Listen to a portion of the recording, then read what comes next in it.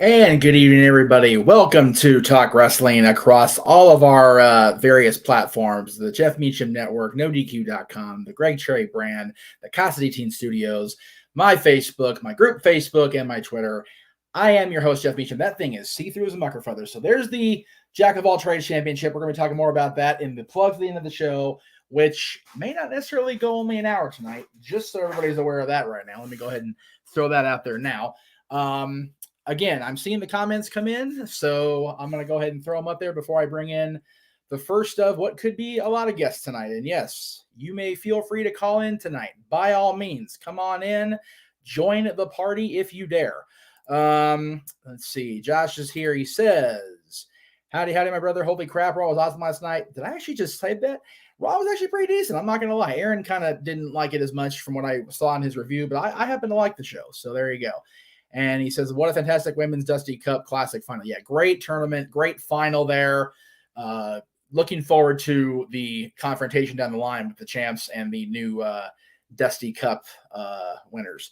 And he says, ooh, that Dads for April 1st looks awesome, and I'm pumped up with Mike Knight. Well, thank you. Definitely looking forward to everything coming up here in the next little while. You saw it on the trailer. We'll talk about it at the very end of the show. Don't want to get too bogged down in plugs just yet. And Richard says Cody shows up next week or at Mania. I'm actually pretty hyped for Mania this year. I'm a little hyped for it too. Well, again, you saw it in the trailer. We'll talk more WrestleMania toward the end of the show, and definitely next week right here on the Jeff Meacham Network. And of course, NoDQ.com will be covering WrestleMania as well. So stay tuned for that on all fronts. Richard says,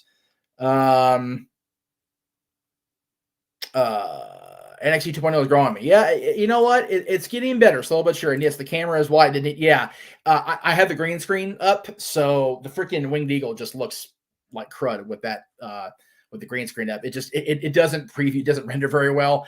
We're working on that here at the network. We're trying to get everything lined up so it looks more better, as my English teacher would lament me saying. So based on that, let me go ahead and get everything turned off here now that NXT is officially over as far as my brand of sports entertainment is concerned. And let me bring in a guy who's been waiting in the green room for almost a half hour. And I totally wigged him out here before we went on the air. But you know what? What the hell?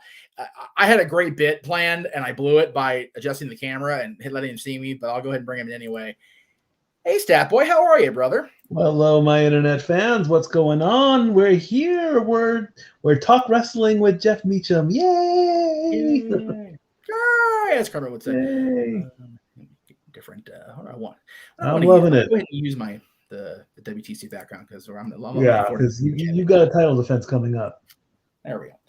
So Mikey, I'm gonna totally rat him out here just so everybody knows in advance. So originally, when we were gonna go on the air, I had. So, because when he came into the green room, he was wearing the shirt he's wearing now, which is the current logo of that team and that plays at Staples Center South down in Orange County that I won't say on the air on purpose. Yeah, exactly. Yeah, quack. So I decided that not only was I going to wear this when I came on. He can't even see because the damn green screen. It's rendered. See, like I said, the bit wouldn't have worked if I'd had the green screen actually active. This is a original Mighty Ducks movie logo, or D2, I should say, look, with a green T-shirt, and then to completely pull the punk, I had this set up for the background. Let me see if I can get the camera out there. I mean, just to make Stat Boy pop, because you were never going to see me and Mikey on screen together with duck shirts on together ever again. But as I said, I blew the bit, so is what it is. Anyway.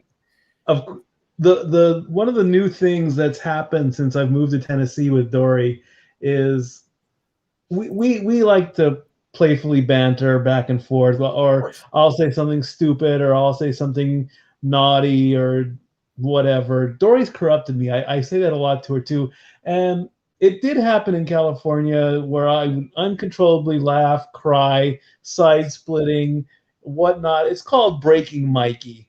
Yes. Hey, Josh, thank you. So now we can add good old JM onto the list to breaking Mikey, because as soon as I saw the logo and he put it up there, he hadn't hit record yet. He hadn't hit go live. I was uncontrollably laughing. It would have been a great bit,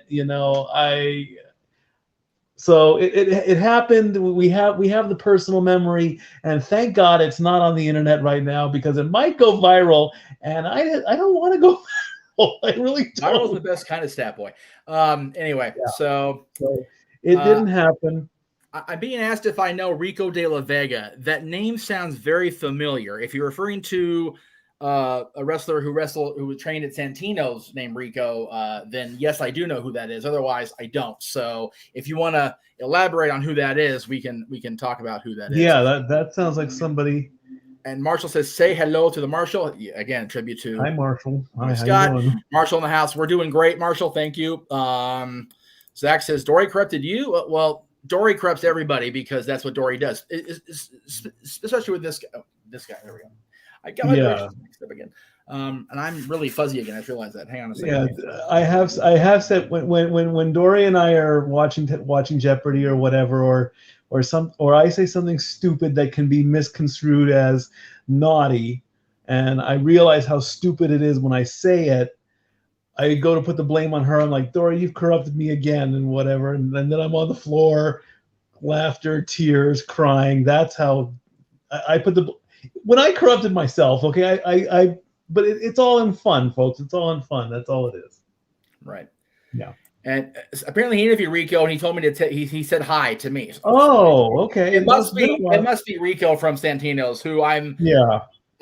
We're actually, I don't know if Mikey watched the entire trailer, but we are going to be talking about Santino's the week following WrestleMania because if I can find the graphic, boom! Look who's back. So let me get rid of that. Our old buddy Mariah Moreno from Santino's from the Wild Days. She's our former Wild World Champion, one of our good buddies from back in the day. She'll be on with us coming up the Thursday after WrestleMania. So looking forward to seeing Mariah and catching up. Haven't talked to her on camera in interview format ever. So it'll be cool to have her on that in that vein. But anyway, so it'll be cool. I've got plenty of stories with the Santino brothers. I mean, I know you do. Oh yeah, if you ever want to hear, I can easily rant about them, and in a good way, of course. And it's funny you mentioned Stat Boys Rants. We'll do the official plugs later, but coming up on the 28th of April, Stat Boys Rants is officially back in its own time slot on a Thursday. So there you go. Once a month, we'll bring Stat Boy Rants back until we get the sports bar back up and running for football season. So there you go. Right. All right. So Zach says, my boys, sorry I've been so busy with work. It's been mad crazy here in New Orleans with 22 festivals, definitely.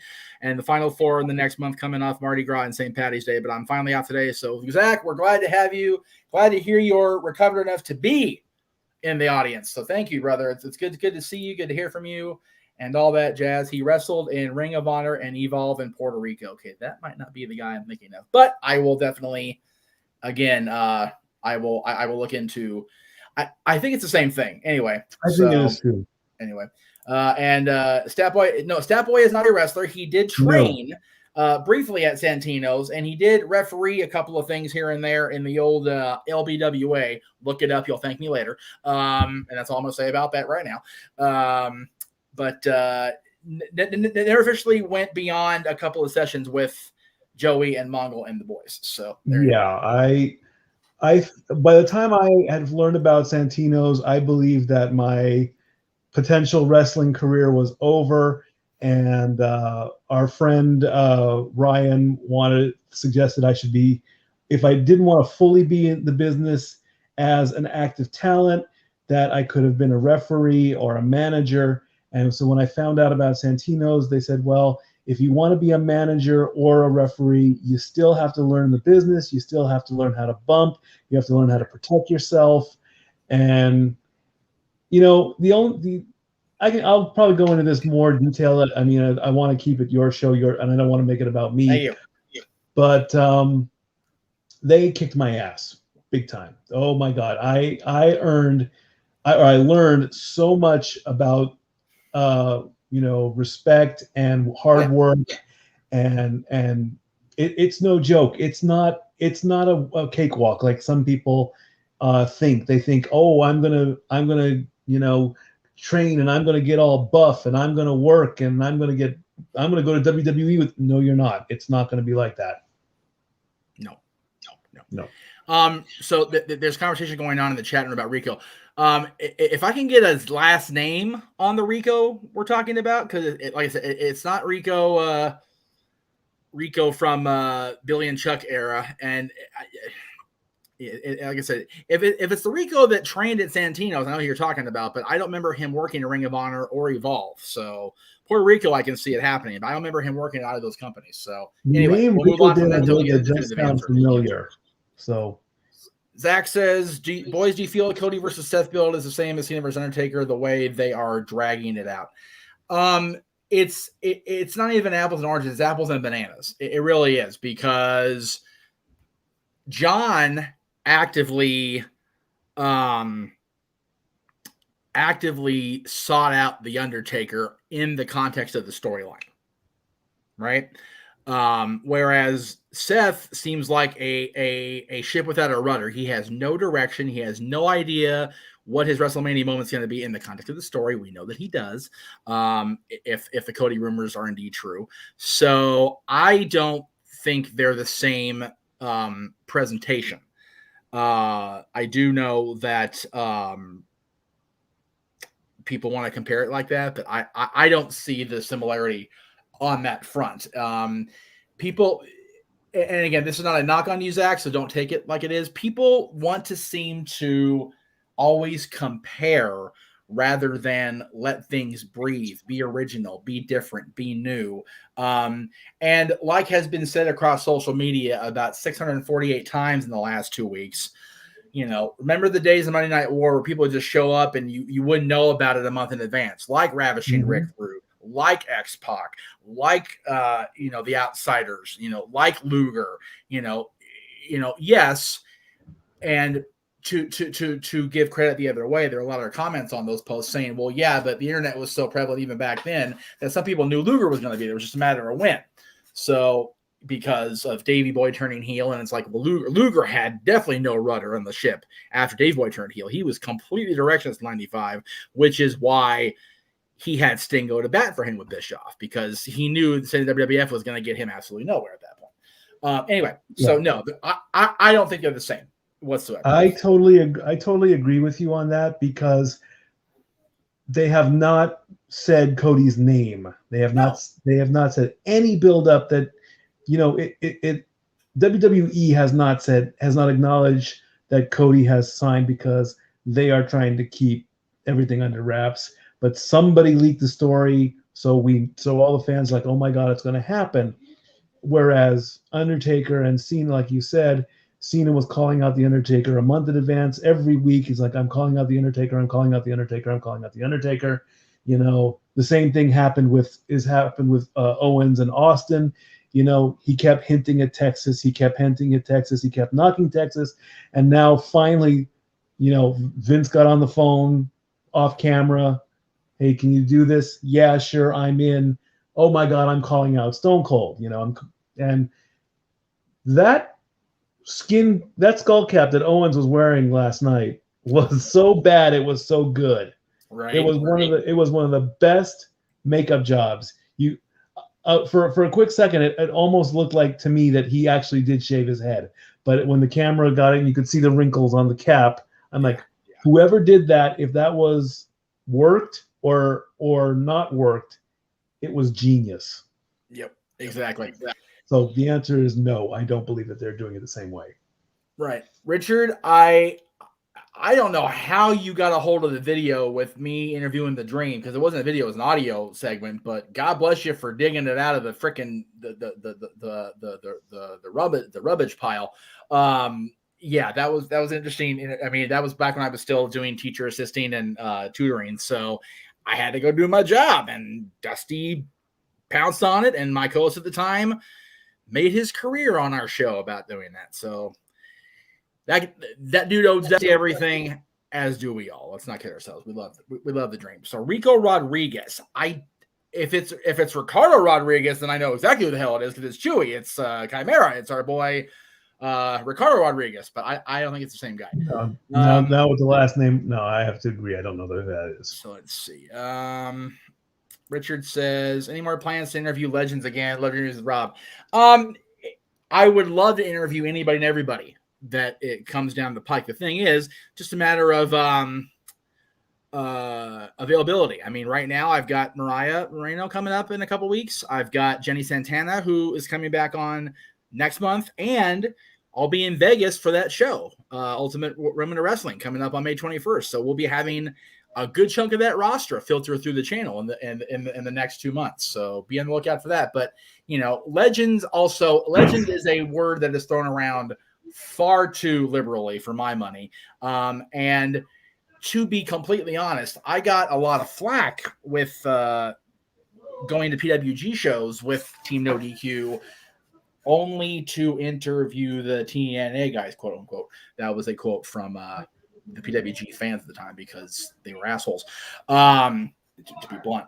But on the front of the basic complaint, they're absolutely right. And I refuse to be that guy at this point in my career, my job, whatever you want to call it. I want to interview people that want to be interviewed. I want to interview people that have something to promote, that want to talk about what's coming up in their lives, their careers, whatever. So Mariah's coming back to Santino. She's working at Santino show coming up on the weekend after the interview with her and I. Jenny Santana is starting the brand new promotion with a lot of people that I've worked with. So that's all what I'm here for. Let's see. And again, the whole thing with Seth and Cody, Seth, win, lose, draw, whatever, is having pay-per-view quality matches on Raw the last month. So win, lose, or draw, his story is one of the things that's carrying Raw. So there you go. Marshall says Cody should have went to NWA for a while to swerve the fans, eventually return to WWE when nobody. No. What should have happened is everybody not fantasy booking Cody's return to WWE back in January. Not fantasy booking Cody's storyline. Not fantasy booking Cody leaving 8. TJS, our buddy here on NoDQ.com, all you that are watching the NoDQ channel right now, and I appreciate everybody watching all together.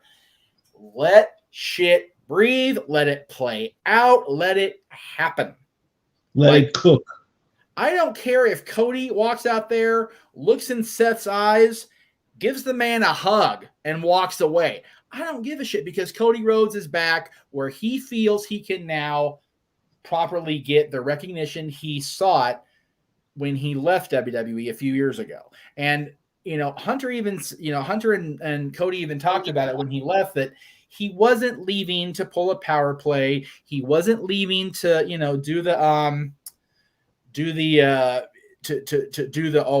gonna go bury the company.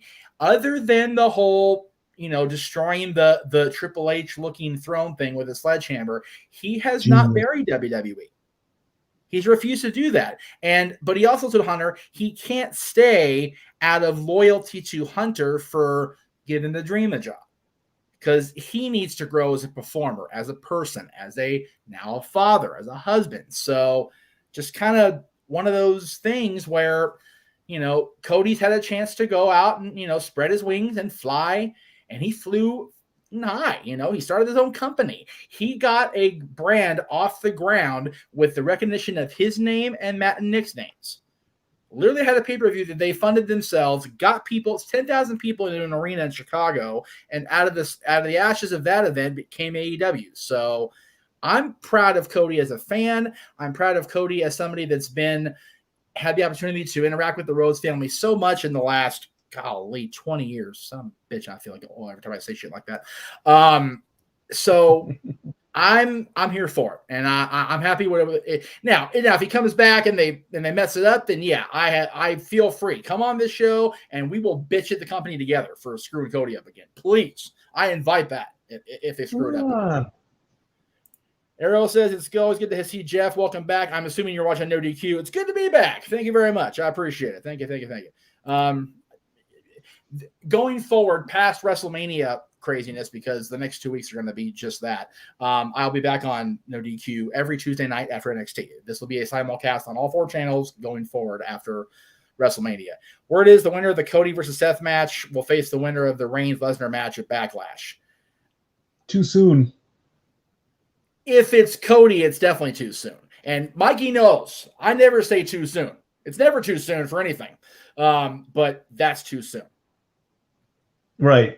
And Seth already did the thing with Roman and Seth Lesnar. Come on. I'm gonna take a line from DX. Who booked that crap? Right. Yeah, I mean, come on. Seth would have no chance. This is not 2019, 2018, 2017 when he opening match at WrestleMania pre-stomp. No, it's not going to work that way. They're not going to play that card again. Brock is on that high level now, right, where the fans are liking him. And if by some miracle the secret meeting has taken place where the big with Seth, you're gonna lose your way to WrestleMania, but you can't tell anybody. We're gonna bring in Cody. You're gonna beat Cody, and then you're gonna go after Brock, and you're finally gonna beat Brock. And you must have been on something for that. Well, let's not get nasty. I mean, that was Josh after all. Let's not get nasty just because, you and him disagree on Sports Bar. Anyway. Oh, yeah.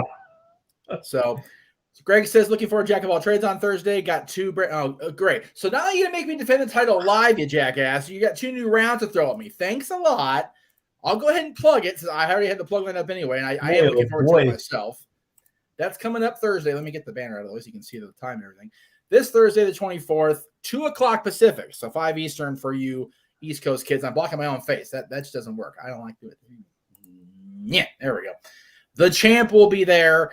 3 people I've never been on screen with before, so that'll be an interesting experience. And, I'm defending the title live because Greg hates me. So, yeah, anyway. That's coming up Thursday. Definitely looking forward to that as well, Greg. I'm glad to do it. I'm just going to leave this comment. I'm going to throw it up there. Hey, Jeff, just wanted to say what's up and emphatically show my username to Statboy. So there you go. Wow, thanks a lot. You're entitled to your opinion. Bring in the man who's applauding that comment in the chat room. Greg Renegade's here. There we go. Yeah, there we go. So, Jay. We suck so bad. How come we have a cup? How about that? Explain that one. How come we have 2? Shut up. How about you get some new material? That joke is so old it's growing dust. So was you saying we have a cup first? Yeah. Well, come up with new material. You first. You too. Kings of the Pacific Division. You guys won the cup first. Get new material first. There you go. I will. I'll think of it. Okay. When you see Steve coming out, he's thinking. Anyway, until you buy the new Renegades Rules shirt, that's right. You cannot declare yourself a Ducks fan. Ha! Oh, really? That's right. Rule number 3: Ducks fly together. Ducks fly together. Fine. Right. You have to buy I only have one because everybody knows that Pope. So So, Jay, did you happen to see me explaining the bit I had planned for Mikey before you came in? No, I literally just got here. Dude. Okay, so the green screen's up, so it's gonna look like shit. Here, let me hang on a second. You want a cup? Does that mean it's now time to rest on your laurels? You. I almost said it on camera, Jeff. I almost said it on camera.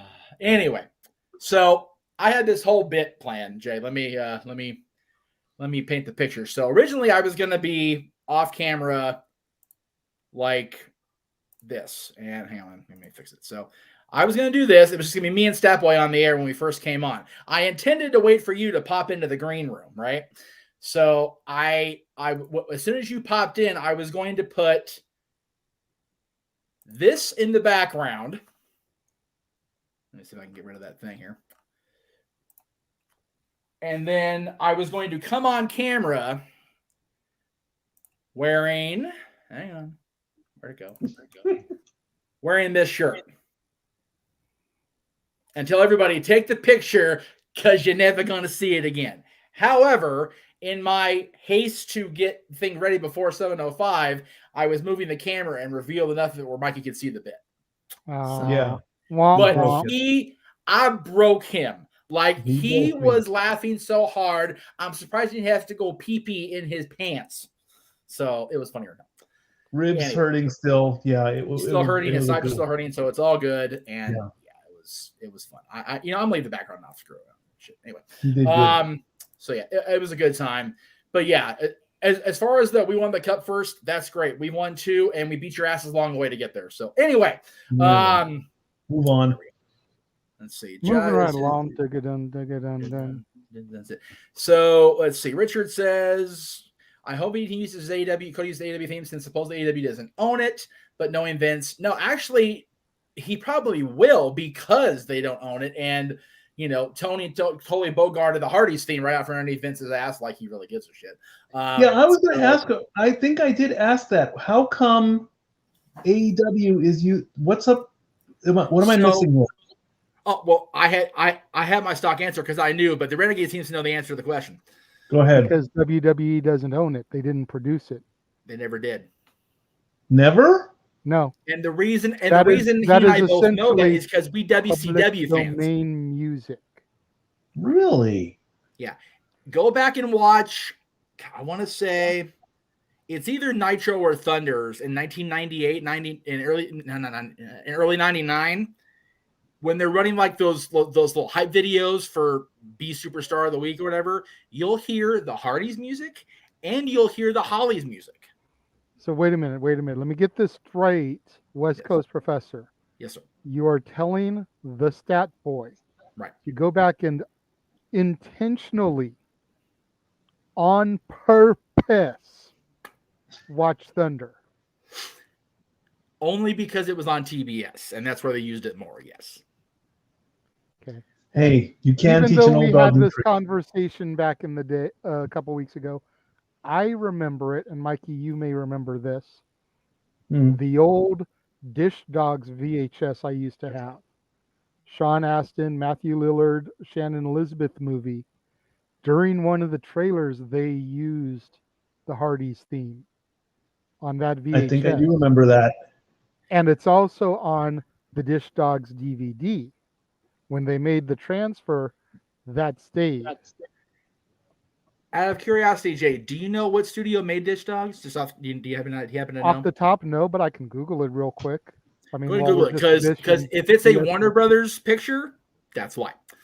That would make sense. I'm 99% sure that movie, that both those songs were in that dreaded Warner Media library, which is why it was on TBS.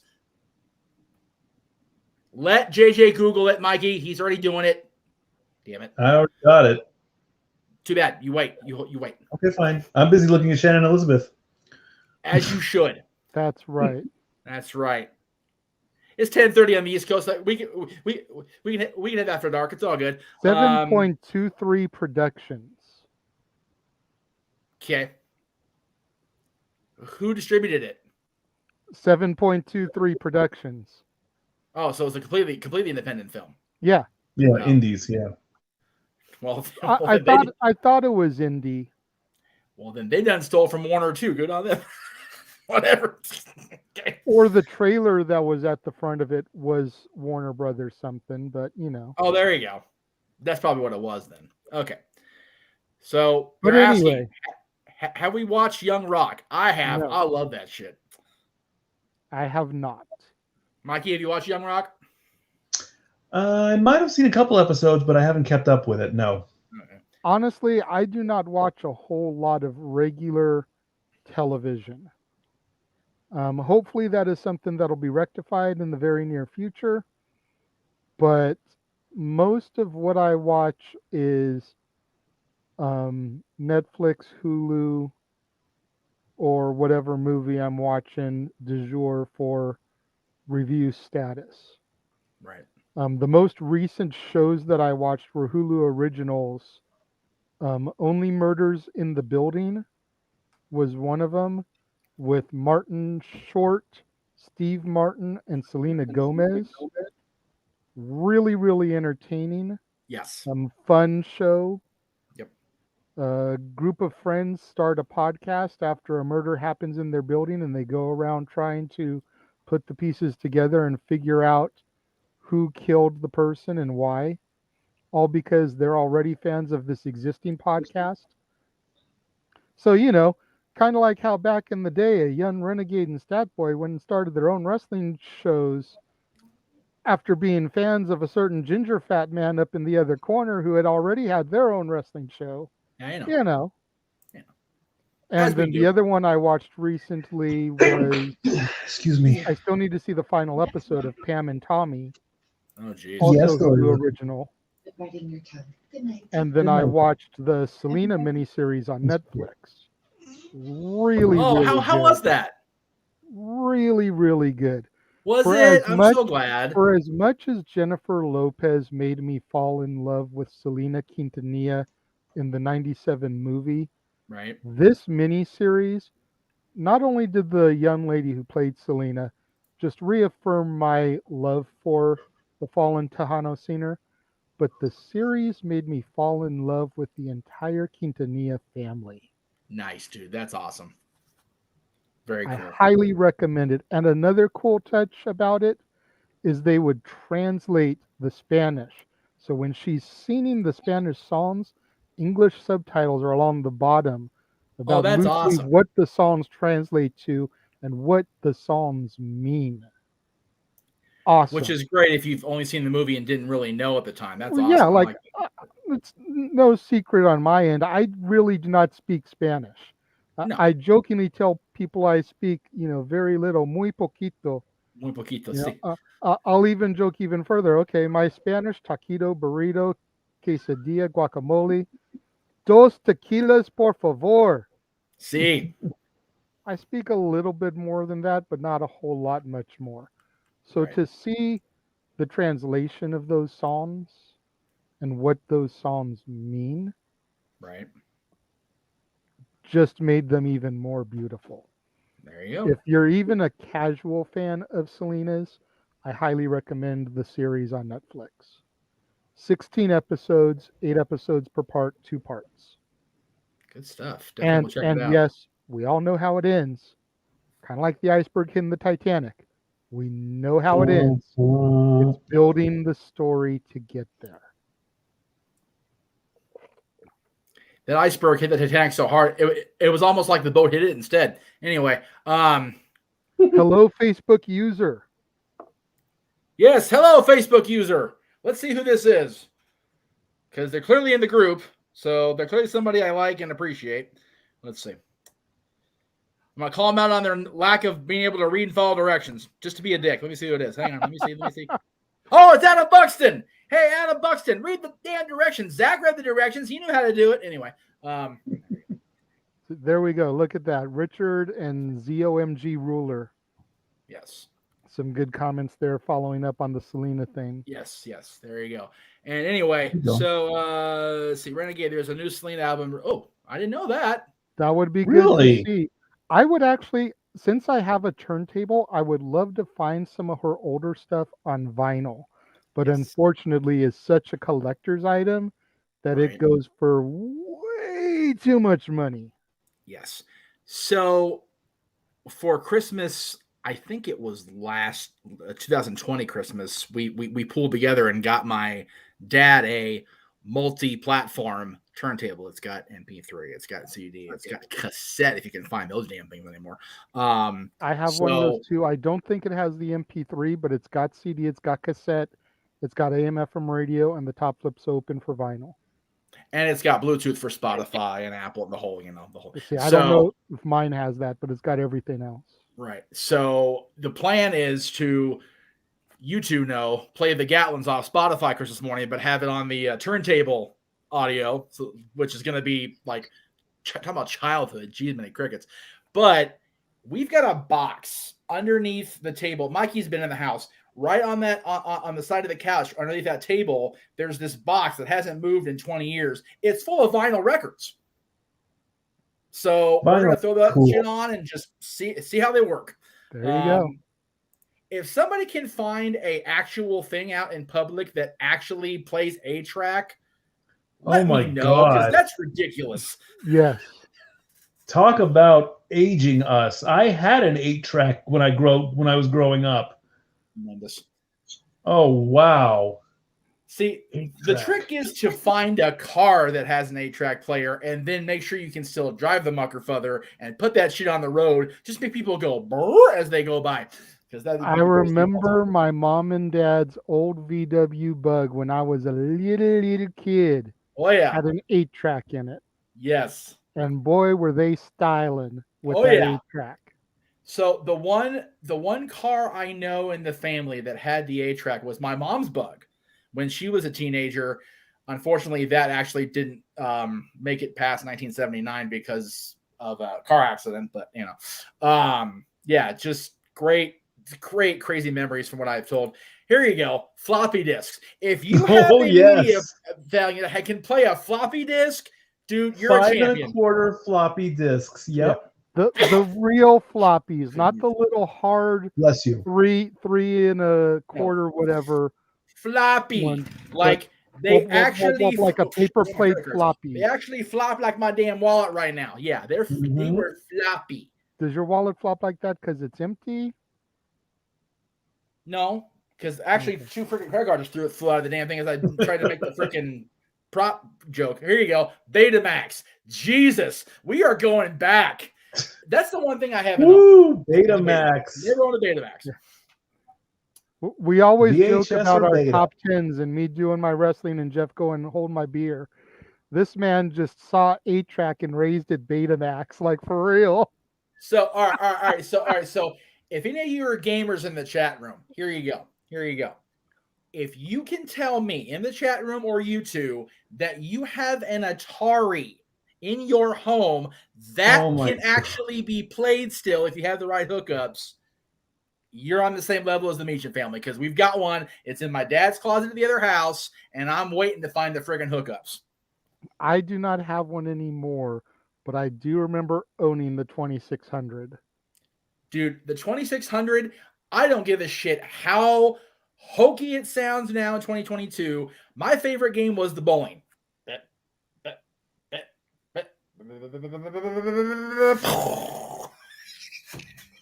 My favorite games for that were the ones that nobody remembers. Oh, I'm sure. Because they were such a limited audience type of game. Like, you want to talk about a pigeonhole demographic. There was a Journey Escape game based on the band and the album. Good Lord. Essentially, it was the logo from the album would come floating down the screen, and you would have to pick up the members of the band to get to a concert or something. Wow.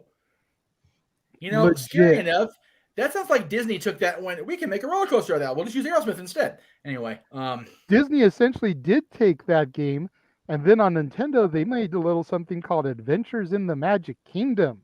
Oh, Jesus, that's that right. Nintendo game. Oh, my God. All right. So where you would go on like Big Thunder Mountain, and you had to use the keypad to turn the game, so you'd stay on the tracks and not crash. Oh, my God. That's tremendous. Holy crap. Atari had Asteroids. I forgot all about Marshall that. Leonard still has an Atari. God bless you, Marshall. See, I knew Marshall would be the guy. I'm so behind on comments. We're talking about crazy random shit at this point. That's okay. I was going to say, we have to go back a little further than that, because there was one before that about the hardest deaths in the music industry. I've been probably John Lennon and Selena, considering the circumstances of their deaths. Yeah. I would add to that list, and just because I remember being affected by them, the deaths of Tupac Shakur, Biggie Smalls, and John Denver. Yes. Because Pac and Biggie very easily could have been avoided. It was it was a matter of the East Coast, West Coast feud reaching its boiling point. John Denver's could have been avoided because he was flying a test plane. It wasn't even like an official plane yet, and something malfunctioned. Yep. Granted, John Lennon and Selena were murdered by fans at the end of the day. Yeah. Just bizarre. But I would add those three to the list as far as considering the circumstances, because they definitely could have been avoided. And imagine the musical landscape if those 5 individuals had not been taken from us the way they had. This is why he's the official music and media guy for the Jeff Meacham Network, right there. Shit like that. And Freddie Mercury too. Had he not gotten hell yes, AIDS, Freddie. Good grief. I mean Rick Boogs. I mean Freddie Mercury. I mean, well, again, Ew. Freddie's again, yes, could have been avoided, but completely different circumstances than the other ones being avoided. But it came at a time when we didn't really know about HIV and AIDS, right? Which is why it and Eric Wright, Easy E's, were so devastating, right. And why we still scratch our heads and how is Magic Johnson still alive? Yeah, he had HIV. He should have had full-blown AIDS and been dead. No disrespect to Magic. I'd never wish death on nobody. Knock on wood. I'm glad he's still alive. I always loved Magic Johnson. Showtime, baby. But how did these two, but not him? Right. Just definitely something just never was right about that. But will WTC be returning anytime soon? Well, okay, so obviously you're not following the Greg Cherry brand, and shame on you. He actually just defended the title a couple weeks ago. They had a big long tournament. Brett Storm emerged as the guy that I know us three thought it was going to be it. We thought Brett was going to be the guy. Yeah, I didn't watch the tournament play out week by week like you guys did, but I remember talking to you specifically, Jeff, about this Brett guy and how he was coming through gangbusters, the perfect 10 every time. And if there was ever going to be a challenger that was going to take the strap from the great and powerful Greg Cherry, this was going to be the guy. And then Greg pulled it out of his ass. Greg got 10 on him. It was 10-7. It was a good match, and Brett had the lead for a minute there. So no, the WTC brand will be switching to Jack of all trades the time being, because we're going live, because again, Greg hates me. And unless you want to donate $100 on an episode of the Greg Cherry Show to challenge him. But also keep in mind, Greg's made that clear. That's not a Money in the Bank where it happens right there. Right. Should be, but it's not.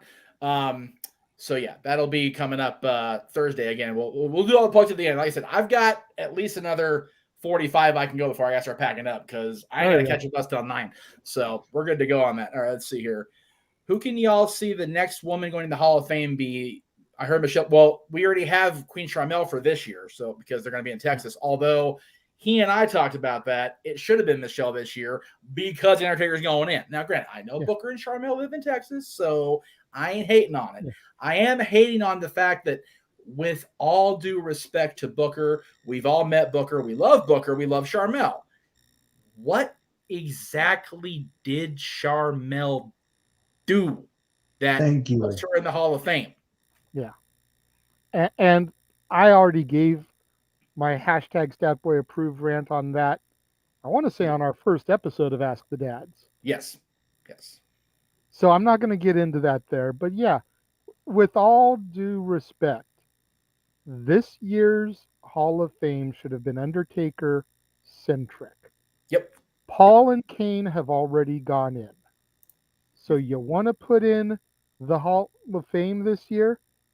The Undertaker, Michelle McCool, the Brothers of Destruction, Brother Love, the Ministry of Darkness.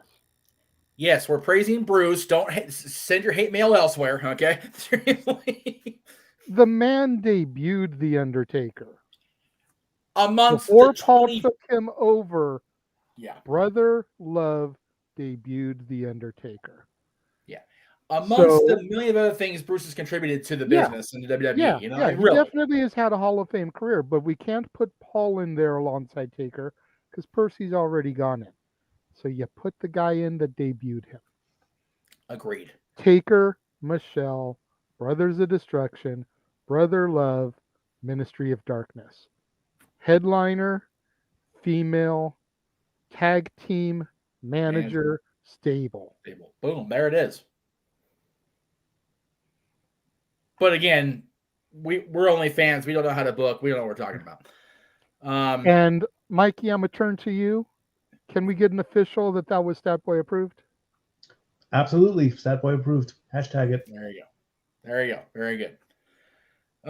Let's see. So, and again, I was going to say it, but it would have come off of me attacking a black woman and praising and continuing to attack a black guy. So it's like, I ain't going to go there. I'll even go you one better. With all due respect to everybody in the Hall of Fame, because for whatever reason, the McMahons think they deserve it. Hacksaw Jim Duggan didn't do diddly squat within the actual career he had in the WWF. Okay? Yes, he was the original Royal Rumble winner, and Greg Carey's going to crawl up my ass about that now that I said that. But he was a WWS champion. He wasn't even the biggest American patriot guy in the company because Hogan had that gimmick locked down. Mm-hmm. So, no. Coco. I've said my piece on Coco multiple times over. Yeah. And if you would like to hear Jeff go on a further diatribe about Coco, look up in his archive the episode of Dads on Wrestling where we discuss the top 10 people that should be removed from the Hall of Fame. We did not give separate lists on that one. We collaborated and did a joint list. Exactly. I remember this. I can give all the info because I recently rewatched it. Exactly. But yes, watch Jeff go at length about Coco and some others. Now, I'm gonna borrow a phrase from our buddy Conrad Thompson because at the end of the day, without question, he's our favorite podcaster besides us. 100%. Brutus the fucking Barber Beefcake's in the Hall of Fame. Okay, like I get it. He's Hogan's guy. I get it. He was a tag team champion, and he probably could have been a college champion if he had his face exploded off. Okay, cool. But at the end of the day, it's Brutus fucking Barber Beefcake. Like, yeah. No. So there's that. There's a lot of people that don't belong in there. And let me just, that didn't. And if we're really gonna, you know what? I'm not even gonna say the names because I said I wouldn't say his name out loud on the show no more if I could help it. But that guy and Drew Carey, neither one. Well, okay, that guy does because of hosting WrestleMania, because of the friendship with the family, and at the end of the day, his entire picture in the office in Washington, every adult met room except one took damn stunners. So good on them for it. They're troopers. Okay. Granted, two of them took the worst stunners in history, but they still took the damn stunner. Drew Carey was definitely on that list. Drew Carey was definitely on that list. Donald Trump, we spared because, like Jeff said, at the end of the day, feel how you want to feel about his presidency. That has nothing to do with his Hall of Fame ring because he achieved that prior to becoming number 45. Right. Hosting WrestleMania 4 and 5 when WrestleMania was still in its infancy, kind of bubbling and hadn't quite become the spectacle that everyone knows it as today. Still gestating in that proverbial womb. Yeah, I mean, it was getting there. But the fact that he hosted 4 and 5, the fact that he was involved in a main event match at Mania 23, his guy won, costing Vince to get his head shaved, the fact that he bought and then resold Raw to Vince McMahon, at the end of the day, ushering in the 3-hour era that we now hate today, granted, but his storyline had that much impact on the company. Then you figure what he did for Linda once he became president. You figure that he had WWE superstars on Celebrity Apprentice as tasks for, the people that wanted to become apprentice to try and compete in, there's a huge storied career for Donald Trump within the WWE, whereas Drew Carey's TV time, not counting the Raw he guest hosted, maybe 10 minutes at best. At best. And then when this guy went on to The Price is Right and got down to Contestants Row right around Rumble time that year and made a WWE reference to Drew shit on him for it. And then a few years down the road, Drew goes in the Hall of Fame. Yeah. Well, he didn't really shit on it. I mean, Yeah, he kind of played it off a little bit, and he claimed that he doesn't, his quote was, "I don't do that stuff." You did. I got video proof. And your yes, video Bob Barker footage, deserves the Hall your of Fame video more. footage hasn't been erased from WWE TV like Ice-T's entrance from WrestleMania 2000. Your footage can still be seen. I love that JJ is doing throwbacks to yesterday's show for that. That's tremendous. Good job on that. Very good, sir. Bob Barker deserves it way more just for guest hosting that one Raw. He didn't even get in the ring. Just because Bob Barker is Bob Barker.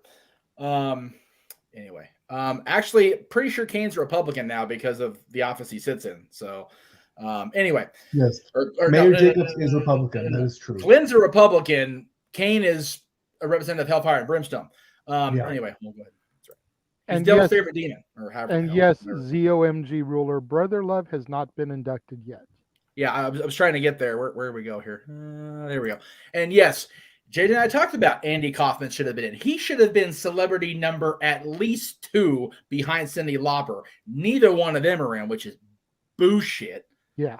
I had not heard about Shad being official. If that's official, that's awesome. I love that. Yeah. If Shad's is, I heard they're going to wait to announce it. I think it's this week's SmackDown. That's going to be in Brooklyn. Oh, that makes sense. And that's where they're going to do the announcement. I'm here for it, dude. I still feel he should have gone in last year because of when it happened. And no disrespect to Titus O'Neil and what he does for the company. The man's still alive. He could have waited a year.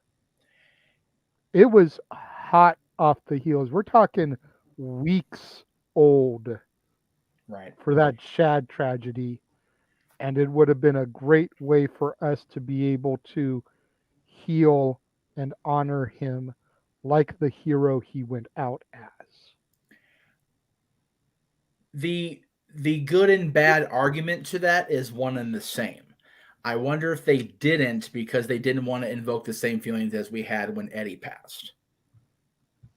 Because, yeah, you do it because he passed, but then you're doing it because he passed. So it's like, it's very much two faces coin. It's two heads, but they're both very, very different looking heads. So, but yeah, if it's official, hell yes, definitely deserves it. And again, Titus got it last year because he was also guest hosting WrestleMania, excuse me. So that makes the most sense to me. As far as Owen, again, we all saw Dark Side of the Ring. It's not going to happen. There's a reason AEW is doing the tournament in Owen's name because Martha authorized that. So yeah, and again, I gotta tell you every single week. Talk to Greg. Greg's in charge of booking, jack of all trades. If I was in charge of booking, I'd retire the belt Shane McMahon style and put it in a fanny pack and hand it to Dennis Knight. Just so I can say I retired undefeated. And if you get that reference, you cool with us in this room. Damn it, all the hell. Anyway, let's see. Hide that. Where are we at here? Bobby Uecker, your favorite celebrity? That's a pretty lofty statement because I think Pete Rose is funnier than hell. Being the first one, the fridge kind of was what it was. I mean, John's induction was more funny than Fridge's speech personally. I think because John totally absorbed the heat, absorbed the booze, and went into his announcer voice and did the thing and totally told the crowd and turned them on their ear. Because so good on him for embracing it, like, whatever, I'm gonna do it anyway. And he did. He had the whole crowd yucking it up, even his opponent. So that was funnier than hell. Who else, celebrity-wise? Again, Donald, Donald got booed in the Garden. That's where he stayed. Just saying. I know. So, Bob Uecker's speech was funny just because Bob is one of those guys, he's self-depreciating, which is the best kind of induction speech or any kind of speech when you're cracking on your own damn self. So I enjoyed it too, Richard. Greg actually came in second on Quizlemania, and it was close. The last round that he was in, had he got his clues reveal, I forget the name of the round. Forgive me, Adam and everybody. I apologize for not knowing the exact name of it. But had he got his clue reveal answer right in one less step, it would have been a thing because Tempest went just far down the road enough where it would have been a contest at the end. He came in a very close second. And at the end of the day, he even said it, that he just didn't want to embarrass himself. He certainly did not do that. He almost won the damn thing. So we're very proud of Greg across all of these channels. So congratulations to him. We finally got him on Quizlemania. It's been a year, and it was so fun to watch him do it. Yeah. And I got to watch most of it live. I was literally on the road here because it was on at freaking 1 o'clock, stupid British time. But I enjoyed it till the phone died. And yes, none of us realized Kane was that ugly until it was too late. There you go, Pete. Very good. And plus, Pete Rose is my all-time favorite baseball player, which, I just spoiled one of our shows coming up. But that's okay. That's okay. Because we met Pete. My dad he was born in Cincinnati, grew up Cincinnati Reds fans, so we love Pete. So that's going to be my favorite induction, celebrity-wise, ever. We got asked earlier if we've watched Peacemaker. I have not seen Peacemaker yet. I'm going to catch shit for that, no doubt. But that's okay. I haven't seen it either. But I did see about the first season. I think me and Mikey saw almost the entire first season of Arrow when it started. Yes. So by default, I'm going to go with Stephen Arnell or Amel, however you say his last name. Amel, yeah. For Arrow. So no disrespect to our boy that lives by the creed of hustle, loyalty, and respect. Right. But I have yet to see his newest offerings, honestly, because I still ain't seen part 9 in the franchise that's about family. So I haven't seen that one either. So, and let me just say this for the record: if we're being watched, like I know we're being watched, all 3 of us haven't watched it. Don't come at me. There we go. Very good. Okay. Anyway, I am not taking the fall by my day. If you're going down, if I'm going down, I'm taking you 2 with me. Anyway, let's see here. Here we go. In the words of one of your greatest adversaries, just bring it. That's it. Yeah,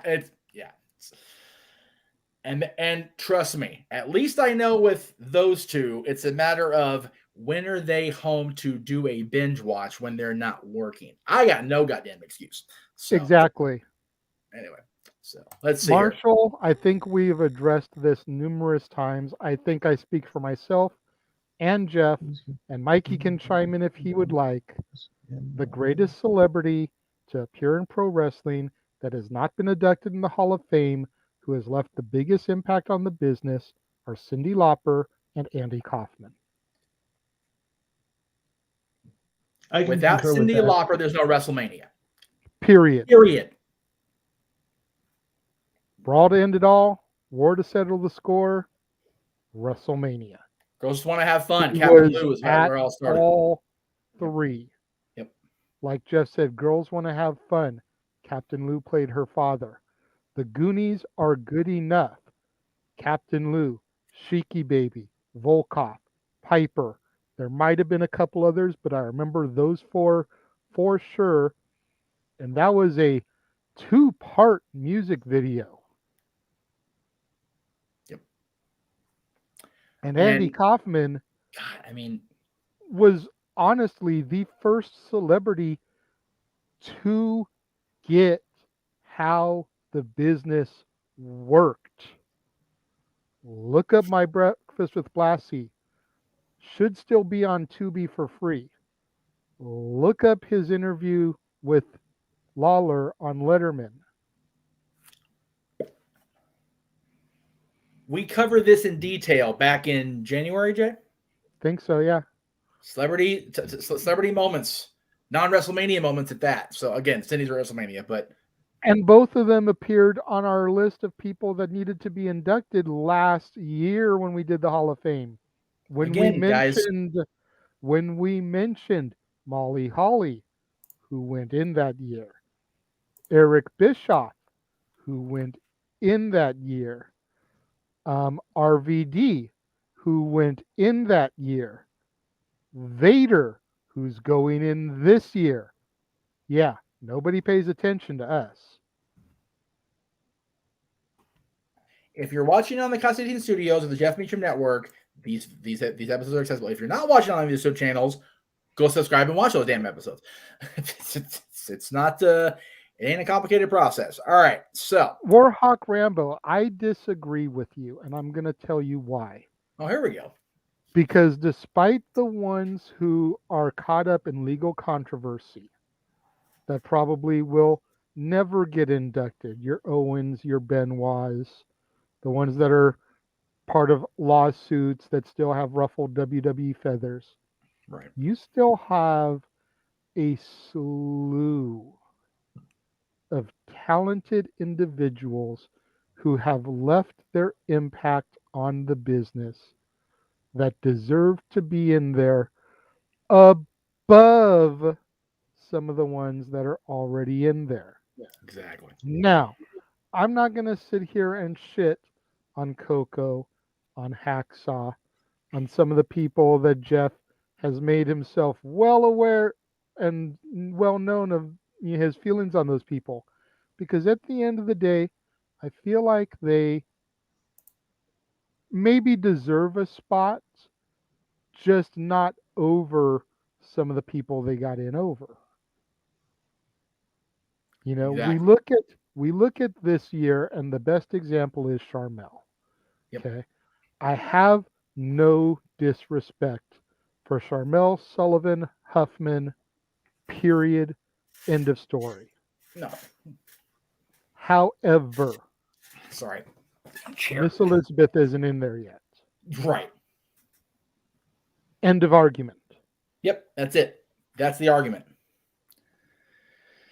Okay. I'm going to skip the wrestling entrance questions. We'll do that one last because that's another one we've covered on Dads ad nauseum. Underrated, underplayed, overrated. We have not done the best ones. Right. No, I understand that, which is why I want to save it till last. So we can go over in detail and close it out. Did we watch Legends House back on the network days? If yes, should there be another season of All New Legends? I thought it was entertaining as hell. I watched it. I was impressed going in hype-wise. It was kind of lame. I'm not going to lie. I love all those guys in there. I've interviewed a lot of those guys that were in there. It didn't do it for me. So I think it was no. good on paper. Right. I think it was poorly executed. Right. I think they could have picked better legends than some of the ones they did. No disrespect to Mean Gene. No disrespect to Pat Patterson. No disrespect to Tony Atlas. Right. But I feel like there was so much more that they could have done with it. Could you imagine a Legends House, especially doing it when they did it, with Sheik, Hogan, and Piper in the same house? You probably see the house smoking now if they did that. You want ratings. We've seen the Sheik's tweets about Hogan. I interviewed the Sheik. Okay? Iron Sheik. We've seen his tweets about Hogan. Yeah. We know him and Piper may get along great now, but you want a little bit of rah-rah.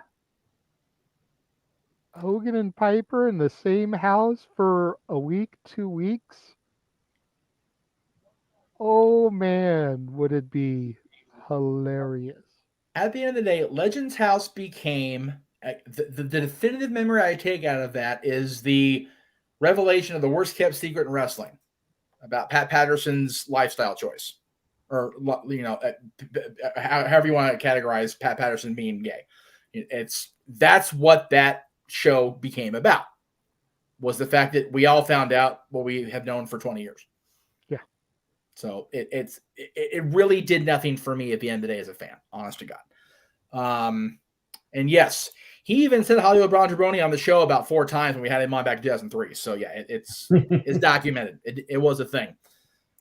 What's funny though, he gets inducted 2 years later, puts over Hogan like Rover, and then goes right back to social media and cracks on him for the last 20 years. Yeah. He rags on him. He loves it.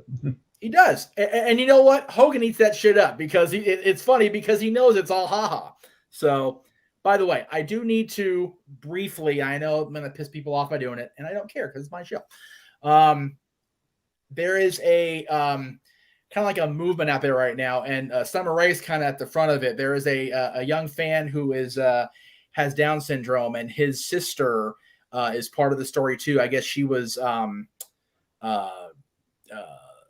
she had I don't know the actual name of the drug, forgive me for my ignorance, but basically she was roofied and ended up being paralyzed as a result from it.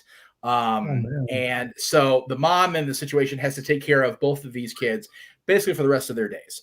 Summer Rae, Danielle, I forget how to say her last name, but Danielle was able to pick up on the story and has really kind of taken this story by the reins and really drugged with fentanyl. Thank you, Richard. I appreciate that. Again, I don't know any about that stuff because that ain't my wheelhouse. But anyway, so in the process of getting the young man who has Down syndrome, is basically his dream is to be a WWE superstar, and he wants to go in and have just like one day of training type thing, be at a WrestleMania, like kind of like a big giant Make-A-Wish day type thing, right? So they were down, I don't know if it was in Tampa or Miami a day or two ago, and they were on stage talking, and the guy hosting the event turns and points, and here comes Hogan. Real Americans playing. The kid lights up like it's freaking Christmas, and throughout the Instagram stories, he's doing the pose, he's doing the whole thing, he's doing the ear gimmick, and this, it's almost like when I was on the Jericho cruise. If lightning hits this boat, I'm good. If something takes that kid down right now, he got to pose on stage, and he was karaokeing Real American, which was even funnier, just because it was so genuine and so real and so sweet. It was so cute, so very cool. So I just wanted to applaud Summer Rae, and I wanted to applaud the Hulkster for being a part of that surprise, and I wanted to shout out Triple V for your journey to hopefully getting to train within the WWE family. And dude, you're awesome. So he should be Omos's opponent, his mystery opponent. Yes, there you go. There you go. He can be Seth Rollins' mystery opponent instead of Cody, because I think I think people would eat that shit up even more.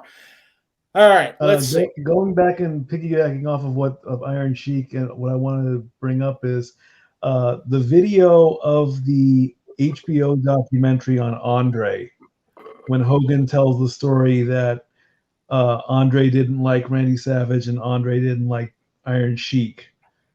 Right. Because he's telling the backstage story. He's like, Andre's in the back playing cards. Randy would go up to him at the very last minute. How you want to beat me? No baby oil. Andre gives him a lesson. He's like, and then he does an impression of Sheik. He's like, hey, you think I can slam you tonight? Get out. Goes out of the ring, steps on him. He's trying to literally pop his leg off.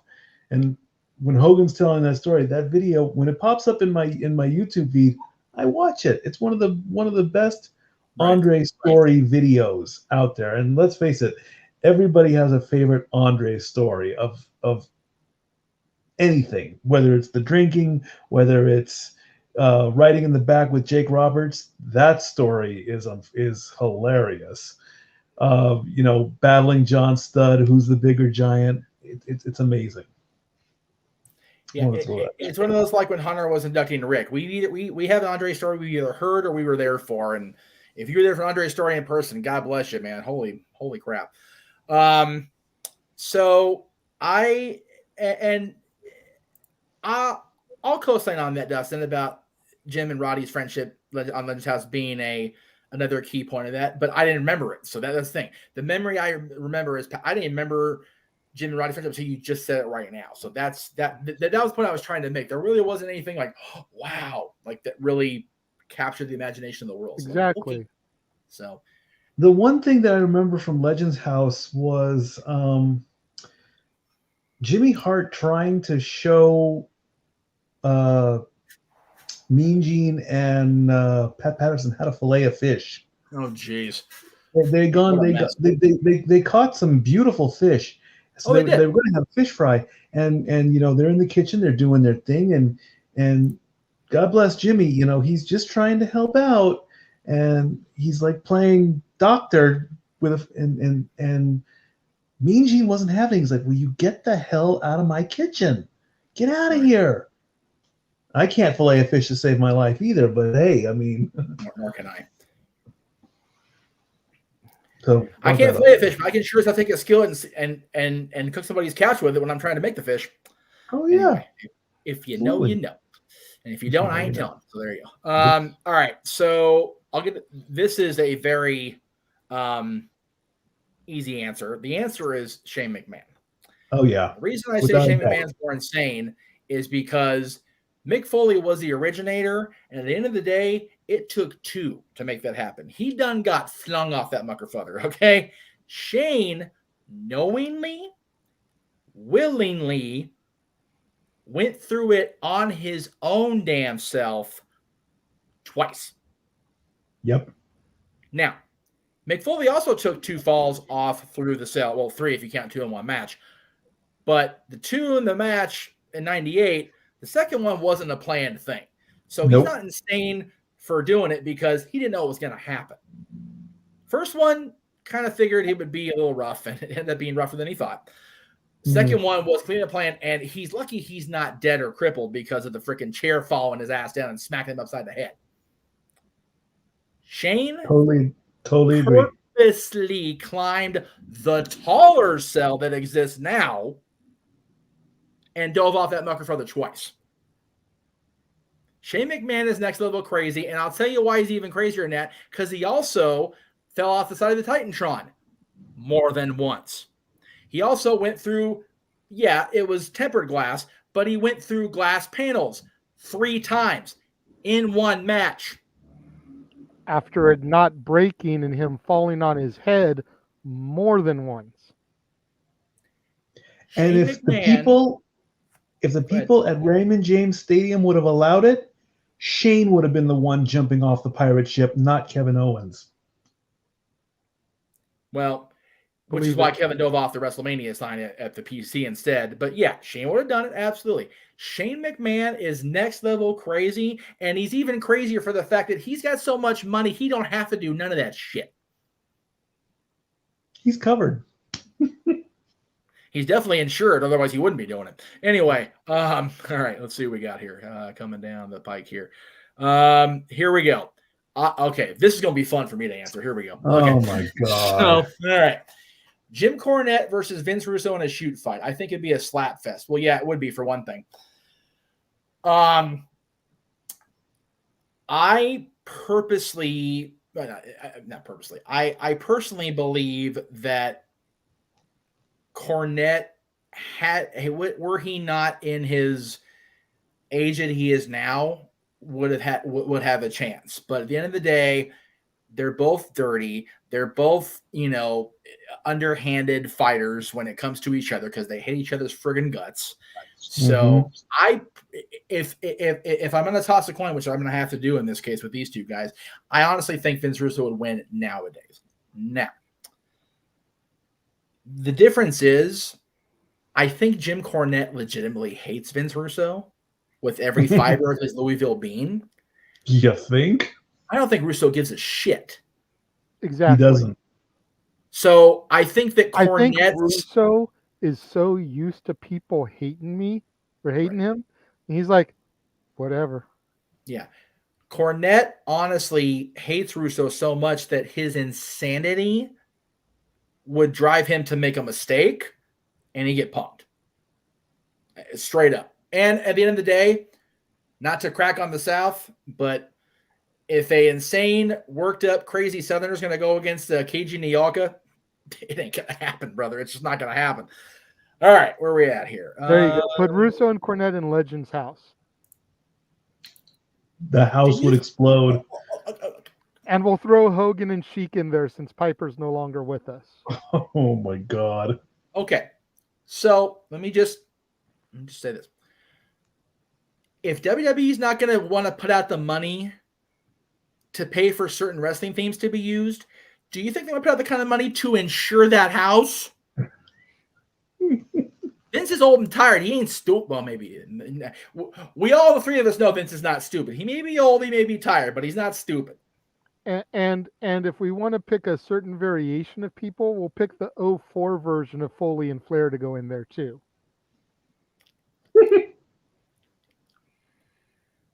Why don't we just wire this the Myers is a house? True story. For real. Seriously. Just freaking wire the Myers house from Resurrection and actually make it a decent thing to watch. Anyway, there you go. Well, crack on people. All right. Better podcaster. Jim Cornette, Vince Russo, Bruce Pritchard, Eric Bischoff, Vince Russo. Jeff Jarrett. I don't listen one. To any of them. That's right. Sorry. Jeff Jarrett's if our guy. If I were to listen to one of those, I would probably listen to either Bischoff or Russo. Yeah.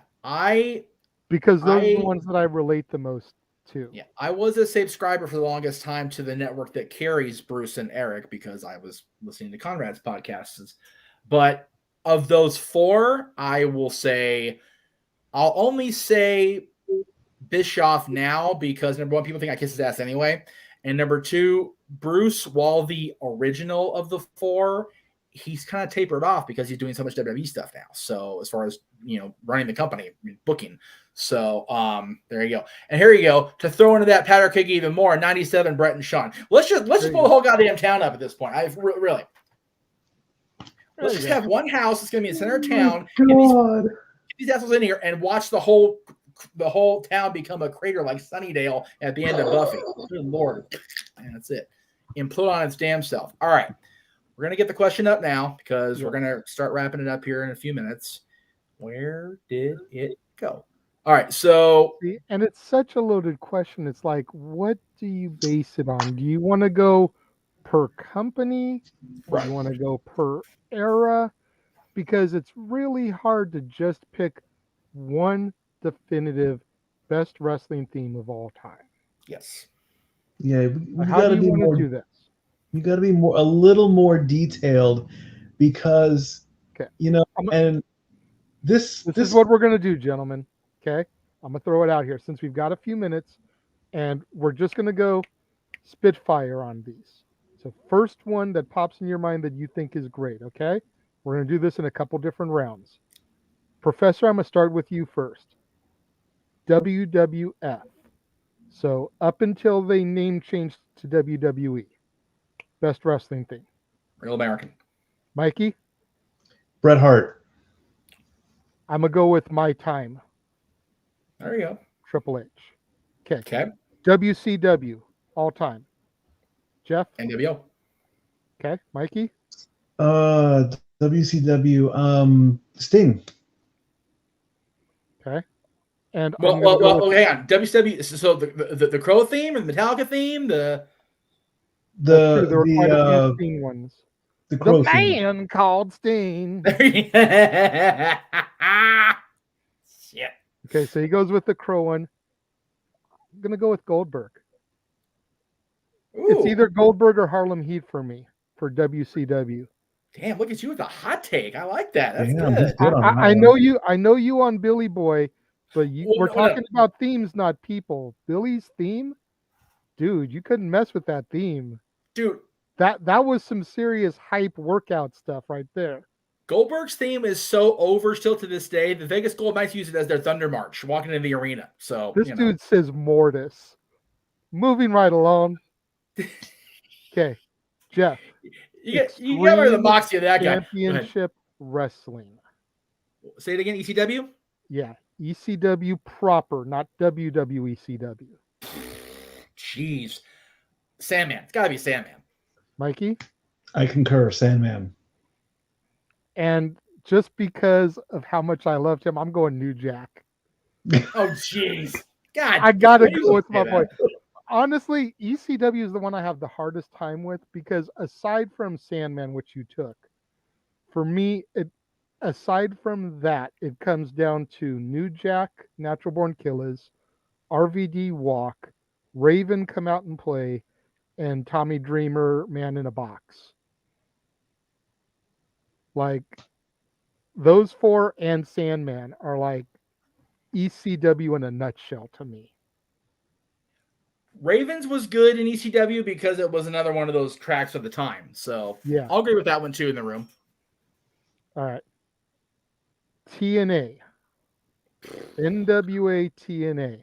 Now, I know that you watch current product a little bit. So if you've got one of the more modern themes that's going to be on your number one, your best, Good. go for it. Otherwise, we'll just stick with what we know. But NWA TNA, Jeff. My world. Jeff Jarrett. Okay. You're going Double J. Mikey? You are. Oh, jeez. I am. AJ Styles. I was going to say, man, if I had my hoodie, I was going to do the whole look up, throw the hood back, dude. AJ Styles. All right. Second Do me a place favor, to me would have to be Christians, though. Yes. Yes. Very true. Do me a Okay. favor and do AW's last for me, okay? All right. Do AEW's last. Okay. So now we're going to go to WWE from the name Okay. change to now. Oh, basic economics. What else? Okay, Mikey. Hot take. Hollywood Rock. Ooh. Couple of really good ones there. I'm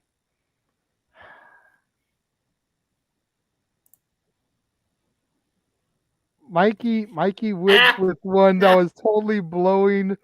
I was hoping nobody was going to touch thugonomics, but Oh. you know, I'm gonna go with "Burning My Light." Oh, okay. Okay. Also a great song. Okay, so what does that leave us? Other than It's AEW, AEW? but I'm trying to get mine queued up proper here. So Oh stretch God, it here out we if go. you can. You're probably gonna play Judas. I'm if I not know gonna you. play Judas. That will give me copyright ding. I'm not stupid. All right. Before Honestly, we go to that one to AEW, we'll do this one because it's a really broad spectrum. okay. Any indie theme that we've heard over the years. So our Wow. time at Battleground, our time at Guerrilla, AWS, EWF, Massive. Got it. What? El Generico. I Olay, was gonna okay. say that. I had that one queued up in my head. Frankie and Daniels, because Frankie used "You're the Best Around" from Karate Kid, and Daniels used Marilyn Manson. What's the name of the song? Help me out here. Beautiful People. Oh, was it Beautiful People? Think so, yeah. Oh, it was. Okay. All right. I'm trying to remember it in my head. Honestly, Punk's Ring of Honor theme that Marshall mentioned, I had forgot he used that theme besides Cult's Personality until I was like, oh, that's right. He used that one too. So definitely CM Punk's themes throughout the last almost 20 years now, which is scary. Yeah. Right. But yeah, Punk ain't had a bad theme yet. I'm going to go with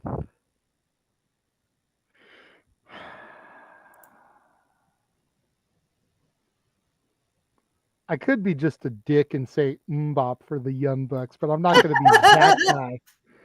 Honestly, the one that I come back to, opposing it. the one that I come back to as one that I just loved bumping, even though I wasn't really a fan of the song until I heard him use it. Samoa Joe, the champ is here. Oh yeah, especially with the Godzilla intro.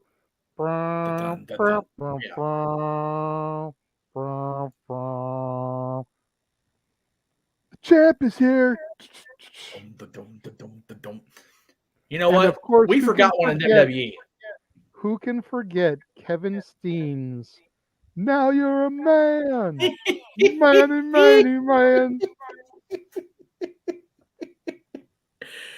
You watch Owens on TV now and you go, God, talk about an evolution of a personality in wrestling. Good Lord. At the end of the day, And he's Joey still Ryan's that basic. Magnum PI theme, you know.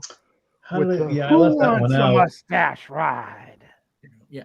Well, the thing is, the fact that it was Joey's isn't what, although Joey did make it because of what Joey Ryan's character was at that point.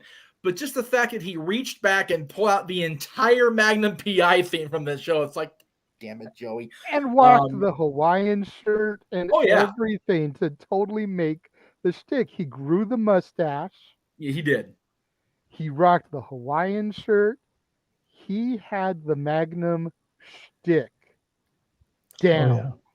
I swear. And then that was the same era as the Joey Knows Best, Hogan Knows Best shirt. Yes. I swear he went to some gear creator and found the smallest pieces of fabric possible to match with his Hawaiian shirts. Because those Hawaiian tights, I can see Honolulu doing it that way. Meacham. What's that? I wasn't trying to remember those. Well, you know, the fact that we had those tights back then, and the fact that we had that photogenic Chris Bosch literally front moon the crowd to the point where my co-host actually fell through, not out of, through his plastic ringside chair. Yeah, PWG was a tough place.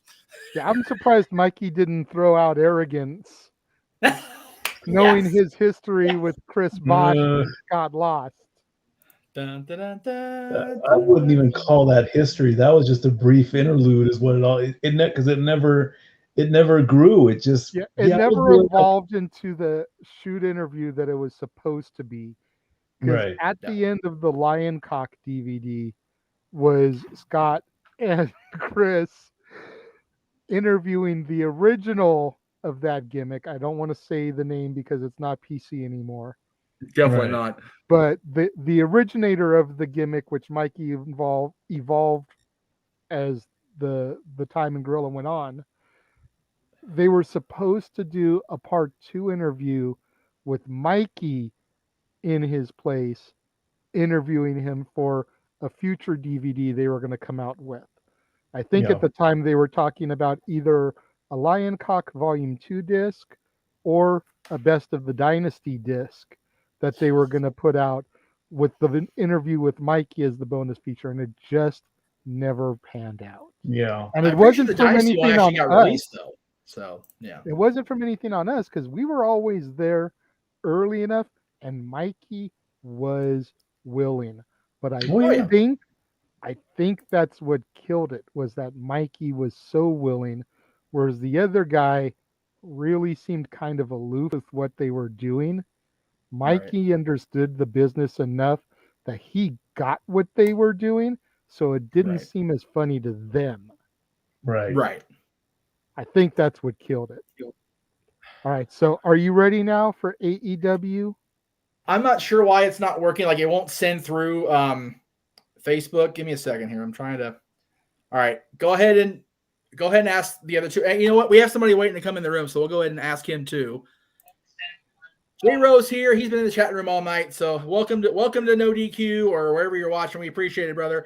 What's your wrestling theme list? JJ went through it all. WWF past, WCW all time, ECW all time, WWE post 2002, and independent. Run them off, brother. And NWA TNA. Yeah, it's quite a front-loaded question there, but I think, to be honest, I really like a lot of the themes from the Attitude Era, Ruthless Aggression Era. WCW had some, I think the NWO theme, which I feel really bad for, especially in hindsight, because after the passing of Scott Hall, I really wish I got the NWO WWE 2K version, the 2K22 version, NWO theme, and I really like, I'm like, my knowledge of themes is not good. But I don't know, for some reason I like a lot of underrated stuff. You know, like Loki. Right. I don't know, Loki's theme in TNA is always one that really strikes the chord with me. You guys remember that one? Yes. I remember Loki. I remember Triple X.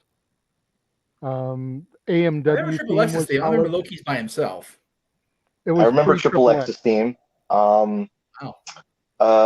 You know, I think you know what? You guys ever notice Ultimate Warrior and Paul London's themes are kind of similar a little bit?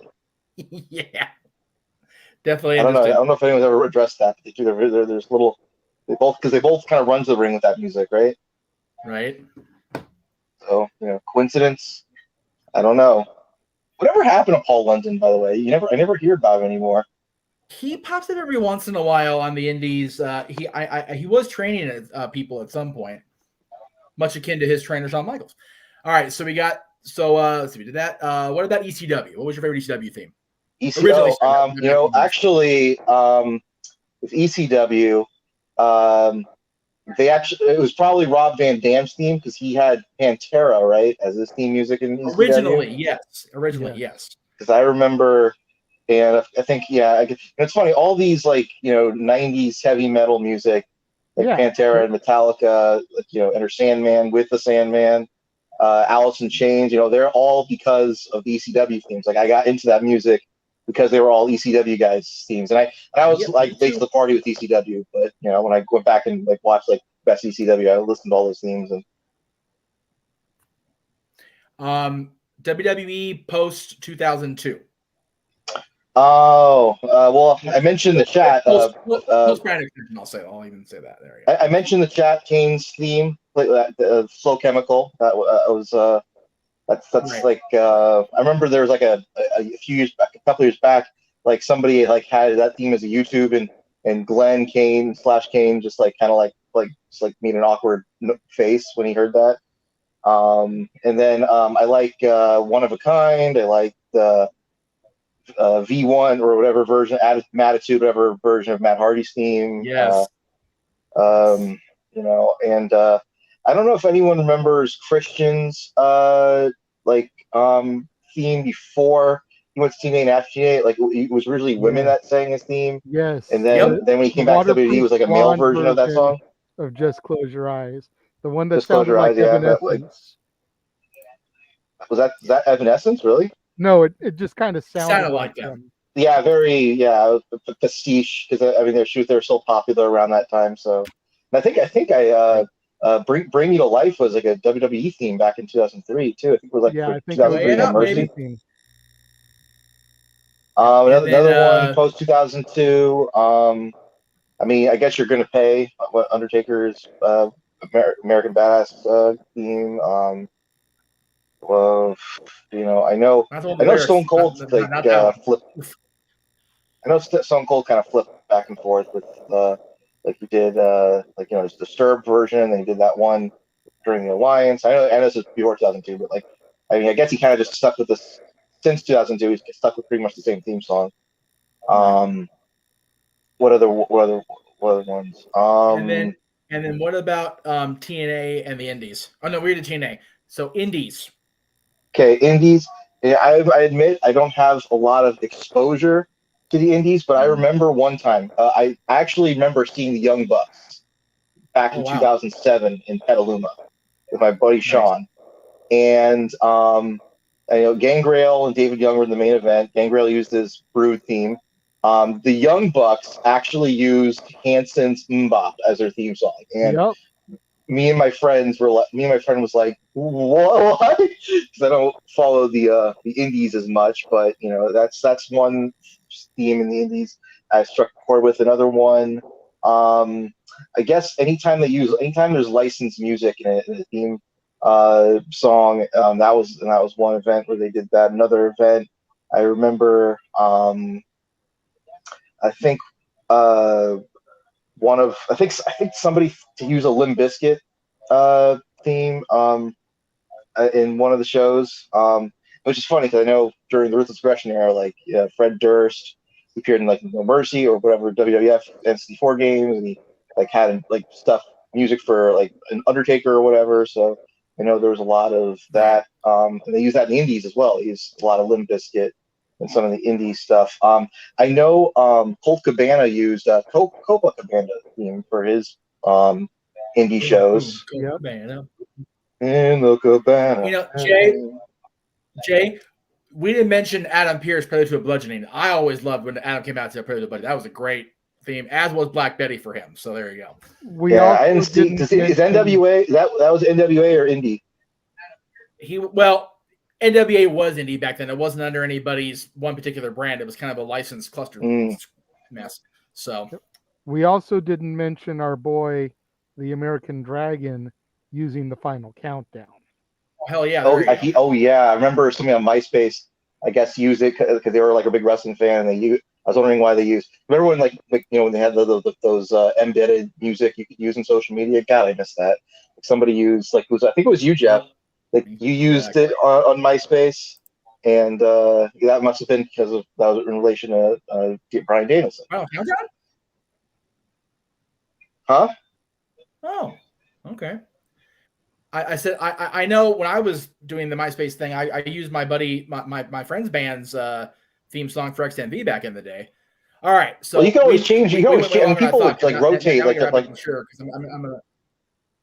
Well, if you remember, Jeff, people used to rotate their music in MySpace all the time. Like I would change to Linkin Park if I was feeling emo, or if I was trying to be more contemporary. I listen to Oasis. I just always switch out themes. So so it's possible. Yeah, you probably use a bunch of different themes in your profile.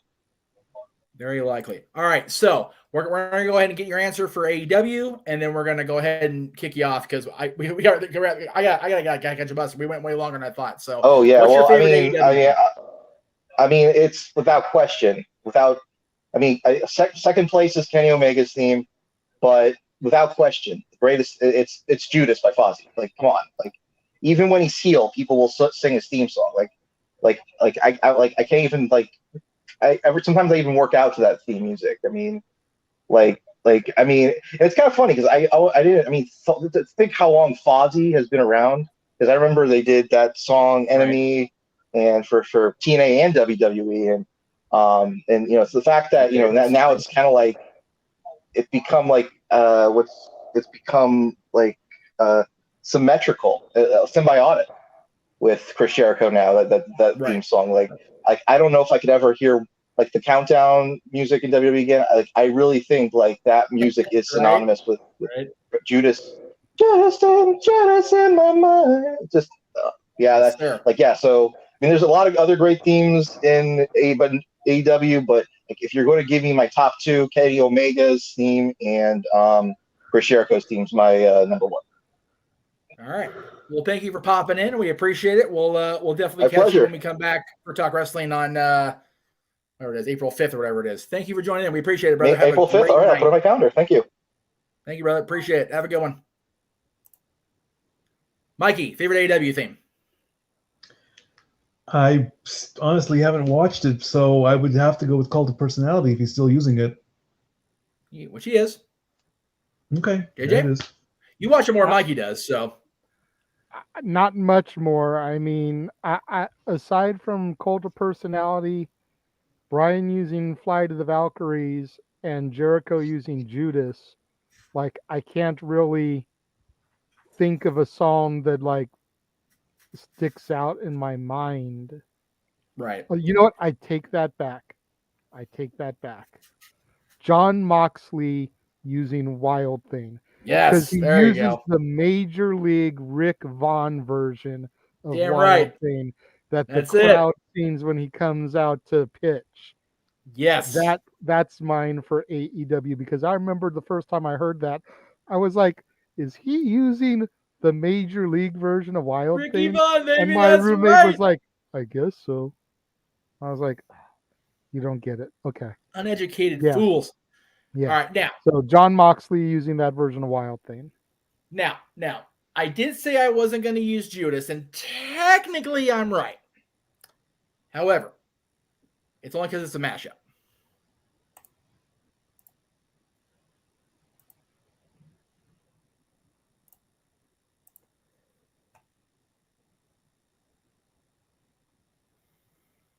And now it's glitching because you're trying to show a video. Working? Oh, it's also not working. It's freezing.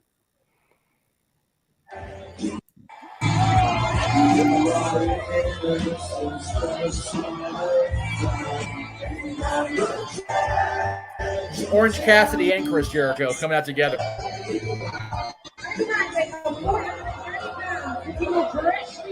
Orange Cassidy and the champion, Chris Jericho.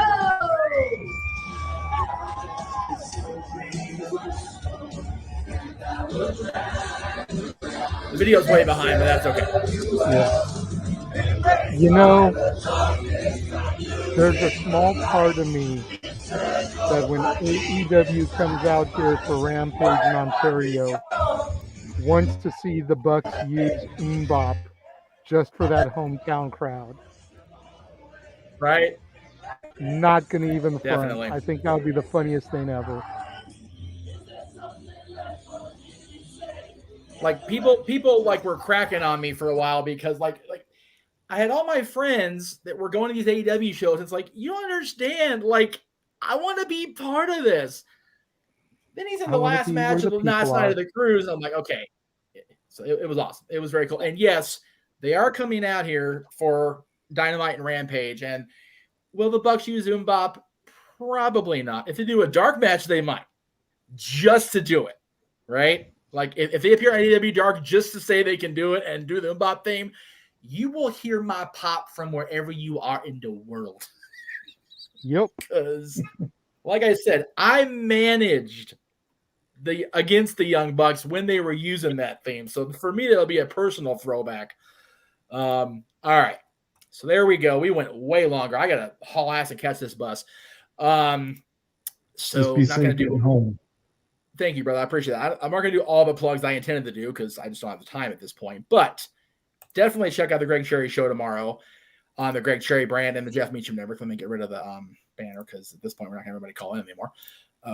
There we go. So that's every Wednesday on Greg Cherry brand and the Jeff Meacham Network at 7 o'clock Eastern, 4 Pacific. As I mentioned earlier, the first defense of the Jack of All Trades Championship, which disappeared on me. There it is. Again, I'm defending against 3 people I've never been on screen with, and it's live because, as I said, Greg hates me. Much to JJ's delight, we'll be back Friday with open mic night on the Jeff Meacham Network every non-Dad's Friday. And then next week's WrestleMania week. Good grief, yeah. Charlie Brown. Starting tomorrow, if you're on No DQ, so much I appreciate the audience. They have 13 straight days of Aaron on camera doing something. Whether it's a predictions, whether it's a review, whatever the case may be. So please show some love to No DQ. As the boss would say yes to No DQ and check out everything they have to offer here on this channel, on the No DQ YouTube channel, on the website, all that jazz. Be sure to be on the lookout for us coming up in April. The dads, always on wrestling. We've got our WrestleMania entrances in April. We've got our top 10 baseball players in April. And we've got our Backlash matches show in April. So that's coming up. Ask the Dads every single Monday at 7 o'clock Eastern, 4 Pacific, just before Monday Night Raw kicks off. Sometimes we go into Raw because, well, you and I both know we don't have 3 hours Raw anyway. So, just lots of great stuff. Like I said, the calendar's getting full. And this dude and I had a meeting last night that went well over an hour past being on the air. We already got 2024 booked for Dads. Or 2023. 2023 booked for Dads. And we're talking about 2024 project already. So, Jiminy Crickets, kids. We are long-term booking in wrestling. I know, right? For those of you out there that are going to tune in on Monday to Ask the Dads, I just want to go ahead and throw out there, since we're all on camera right now. Yes, sir. Please do not ask us any WrestleMania-related questions this coming Monday on Ask the Dads, as Tuesday we'll be doing our preview predictions for Supercard of Honor and NXT. NXT Stand and Deliver being WrestleMania Saturday. Wednesday's Greg Cherry show that week. I'm sure Greg Cherry will be talking about WrestleMania. Thursday we'll be doing our WrestleMania, both nights of predictions. And then, like he said, Friday will be the greatest WrestleMania entrances. So we cordially ask that you guys hold off on WrestleMania questions for Ask the Dads on Monday, as there will be all of those opportunities, except for Dad's, because that's pre-taped, obviously, to get your WrestleMania questions in and answered. And before we sign off, because everybody in the room knows him, and I know you guys love him, but I love him the most. Happy birthday, Dad. Yes. I know you're not happy watching because birthday, you're home having Frank. your birthday dinner right now and all that jazz, but I love you, and I can't express enough how much who I am and who I will ever want to be is because of you and my mom. I mean, that picture on the left is just the pride in the fact of my existence, and that there's a picture of Dylan and I in the same basic pose. Just means everything to me, and the fact that you got to experience my first time meeting Lita, who is a favorite of everybody in this room. Yeah. How is it that Lita looks like she's still in her 20s in that picture is what I want to know. And this is after sitting in Vegas traffic for a half hour during NASCAR weekend. So God bless Amy for showing up show ready. Love that lady to death. Yes. So happy birthday, Frank. Yes. Happy birthday, sir. God bless you. All that good stuff. Yes. And we will sign off with that. Again, the next time you'll see this show, Talk Wrestling, will be on the Tuesday following WrestleMania. Yes. After NXT's regular broadcast at 8 o'clock Eastern. So we'll be back here at 10:05 Eastern in 2 weeks, April 5th. Revenge of the 5th, except it's not May, so it's not really event. It's the Revenge of the Meech, because we'll be after WrestleMania. Have a great night, guys. We'll see you next time right here on Talk Wrestling on the Greg Cherry brand on the Constantine Studios, on NoDQ.com, and of course,